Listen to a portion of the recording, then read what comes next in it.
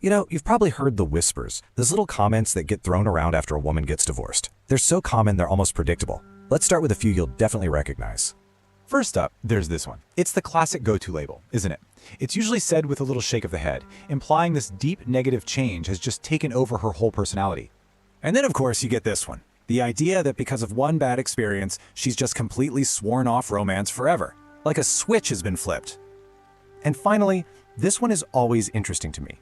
A quality that we usually admire, independence, suddenly gets twisted into a flaw, something that's seen as a problem. So when you hear all of this, it all boils down to one really important question.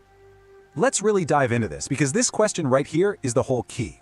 We're going to unpack the psychology behind these stereotypes and figure out why what we think we're seeing, well, it might not be the reality at all.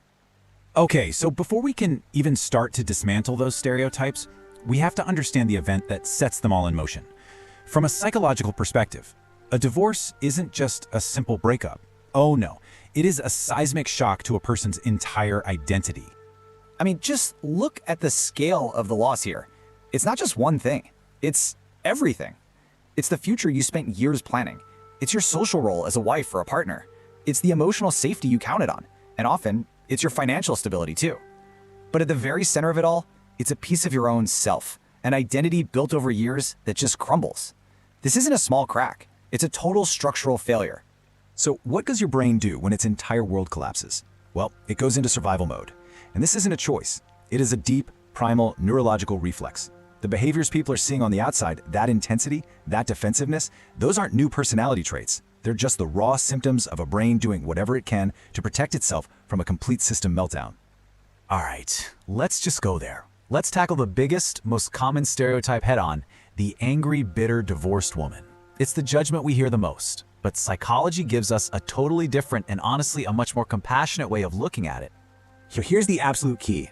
Anger is very often a secondary emotion. You can think of it like a cork finally popping out of a bottle, For years, sometimes decades, in a marriage, many women push down their feelings, their hurt, their frustrations, all in the name of keeping the peace. Divorce doesn't create the anger, it just removes the pressure that was keeping it all bottled up. And this chart just lays out the disconnect perfectly. What the world labels as bitterness is actually this complex cocktail of other things. That newfound anger? Yeah, that's really unprocessed grief that's finally allowed to come to the surface. Her being difficult? That's probably just the first time she's ever set a firm boundary without apologizing for it. And that so-called coldness? That's just bone-deep emotional exhaustion from carrying all that weight for so long. This quote just hits the nail on the head, doesn't it? The change wasn't about creating a negative feeling. It was about ending a performance that was utterly draining. It's a release, not a transformation into something new. So let's move on to the next big myth, because it usually follows right after the first one. Once the anger seems to fade, people start noticing this new self-reliance. And once again, they often frame it as a negative thing. This is just pure, beautiful psychological adaptation in action. Our brain is a learning machine, right? So first, it learned a rule. Depending on my partner, feel safe and secure. But then, through the breakup and divorce, it learned a new, much harsher rule. That very same dependence became the source of incredible pain. So the brain does what it's built to do. It adapts. It writes new code that says, self-reliance equals survival. So you see, what outsiders might judge as being cold or having a big ego is actually a learned survival skill. It's a protective shield that was forged in fire. The mind is essentially saying, nope, never again. I will never be that vulnerable and get blindsided like that ever again. Okay, so this is where things can start to look a little confusing to people on the outside. The healing process isn't a straight line, and it can show up in ways that seem like complete opposites. I mean, just look at this. On one side, you have women who jump right back into dating. On the other, you have women who completely pull away from it. Now, it looks like they're doing the polar opposite thing, but what's so fascinating is that both behaviors are coming from the exact same root cause, the need to heal.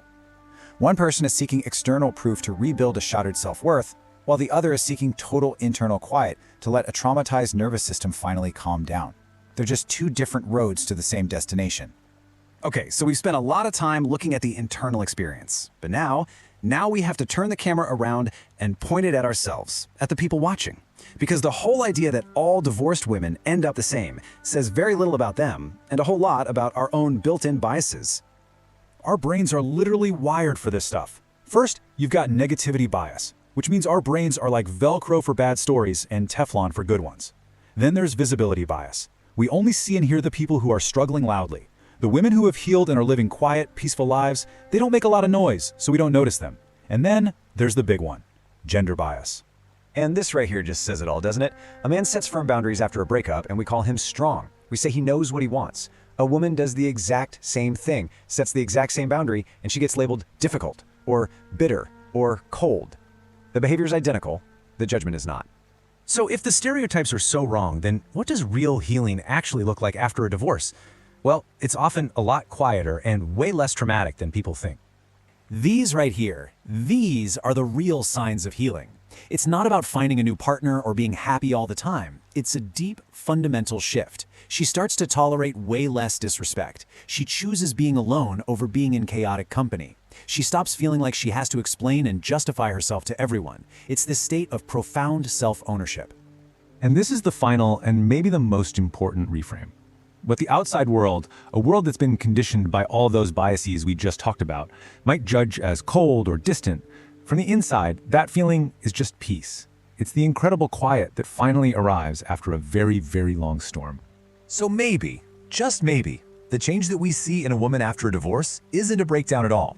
Maybe divorce doesn't ruin people. Maybe, for some, it's the one thing that finally gives them permission to be who they were all along, without having to perform or compromise. Maybe it's not a change at all, but a revelation.